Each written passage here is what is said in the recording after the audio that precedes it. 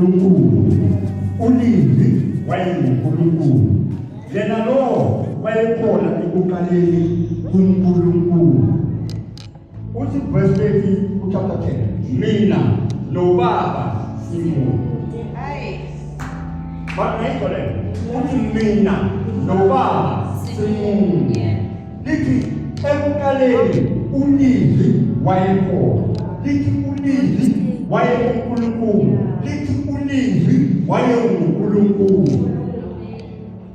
Abantu abakhela ukuthi uJesu wayenguNkulunkulu, wehla enguNkulunkulu, abafuni ukukholwa bona. Lalela, uma ehla oyinkosi mawufunda indlela azalwa ngayo lapho njalo, uma ehla dathiwa azalwa ngendlela engazalwa ngayo.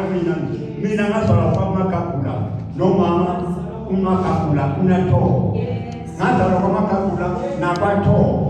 Kodwa inkosi uJesu mayehla lithi uNkulunkulu moya engcwele uyawungena kuwe bese ukhulela umntwana. Lithi umqambe igama lokuthi inkosi uJesu.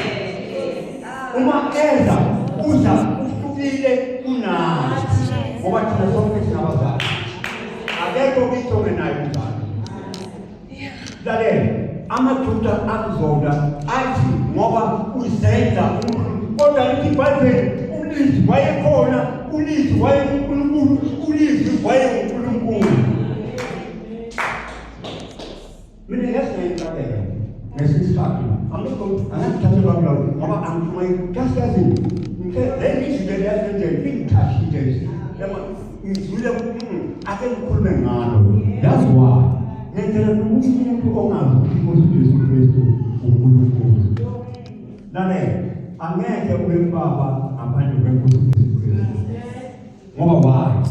Inkosi uJesu Kristu noBaba munye, uphilina noBaba simunye. Manje uma inkosi uJesu Kristu noBaba bemunye, uyakanda uBaba uma ngabe ungavumi ukuthi inkosi uJesu Kristu.